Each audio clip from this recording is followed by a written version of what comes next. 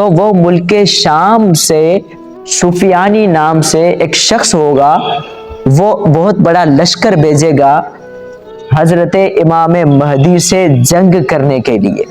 ایک پہاڑ کے نیچے پڑاؤ کرے گا وہ لشکر، تو اس وقت وہ سارے کے سارے لوگ زمین میں دھس جائیں گے، دو اس لشکر کے لوگ بچ جائیں گے۔ اس وقت عراق سے، شام سے اللہ تعالیٰ کے جو اولیاء ہوں گے، جو ابدال ہوں گے، وہ سارے کے سارے حضرت امام مہدی کی خدمت میں آئیں گے اور ان کی بیعت کریں گے، اور پھر ایک فوج حضرت امام مہدی رضی اللہ عنہ آپ جمع کریں گے اور بڑی خون ریز جنگ کریں گے۔ کہاں؟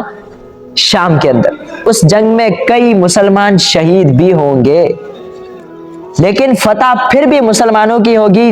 اللہ رب العزت مسلمانوں کو فتح عطا فرمائے گا۔ امام مہدی رضی اللہ عنہ شام کو فتح کرنے کے بعد پھر آپ قسطنطنیہ کا سفر کریں گے، جو آج استنبول ہے۔